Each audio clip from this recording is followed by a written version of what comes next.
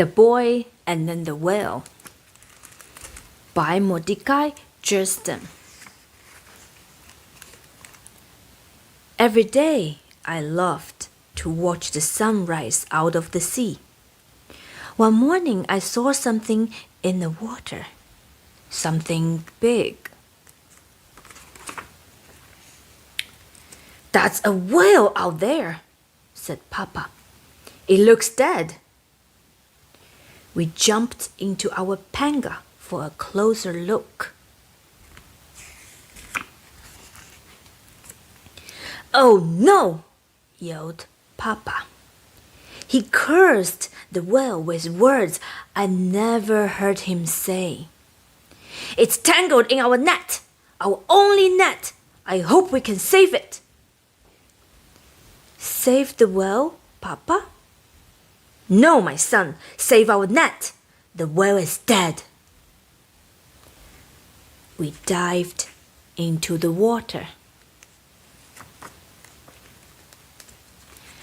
I had never been so close to an animal so huge, wrapped by the net in a hopeless tangle. The whale must have died, unable to move. I had been tangled in a net once, too. I almost drowned. Papa saved me. The whale's closed eye was so big as my head. And then it blinked.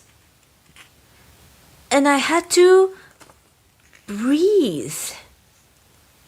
So did the whale. "Papa," I gasped.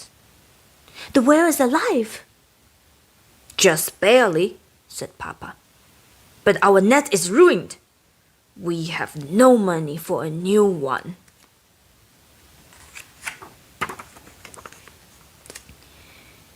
He turned the boat toward the shore. "Maybe," he said, "we can try to fix my uncle's old net and borrow it." "But what about the whale?" I said. "The whale?" said Papa. "Maybe we should free it," I said. "Do you know," said Papa, "how difficult and dangerous that would be?" "But it might leave." "It destroyed our net," said Papa. "How will we live?" "I'm going to see my uncle. Forget the whale and don't do anything foolish." "Yes, Papa," I said. I looked back out to the whale.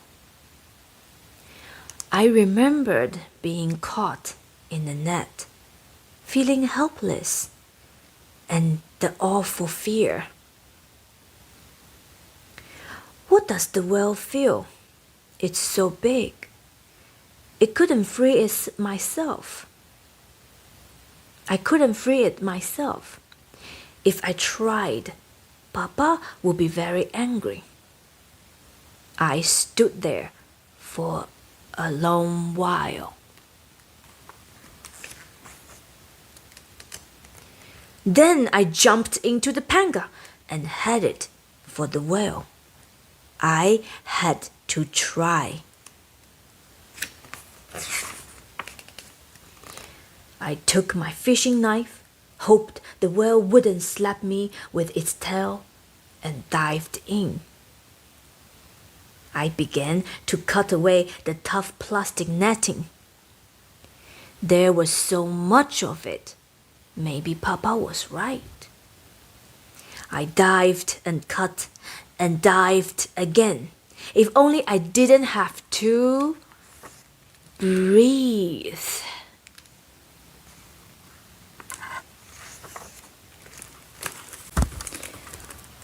I was getting tired. How much longer, I wondered, could I do this? "Well," I thought, "do you have a name?" "Mine is Abelardo." "I'm so very sorry about the net whale," But fishing is how we live.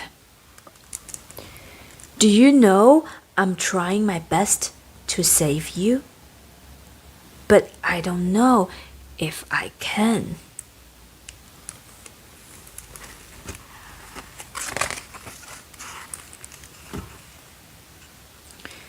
When I looked again into the whale's eye, all I saw was my own reflection.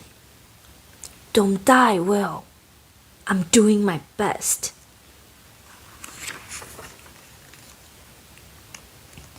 But then the net began to drift loose. Out of the water, I worked at pulling the net away from the whale.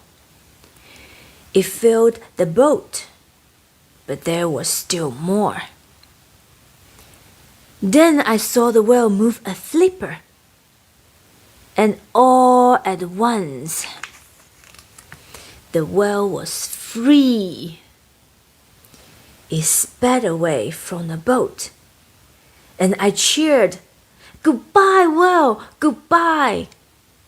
It dived and disappeared.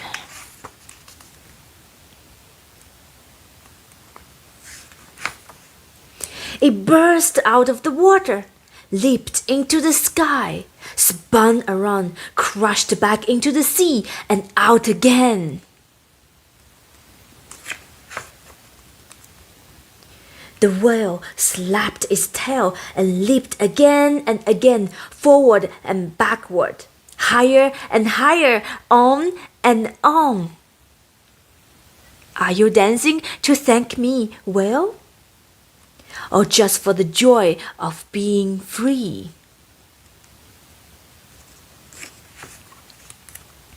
I watched the whale until it vanished into the sea.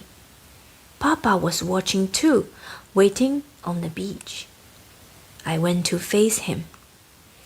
"You actually did it?" he said. "Yes, Papa." "You disobeyed me?" "Yes, Papa," I said.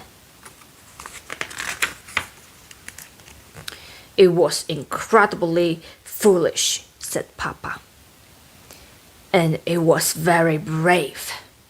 Now come, my uncle's net needs fixing." "Yes, Papa," I said. The end.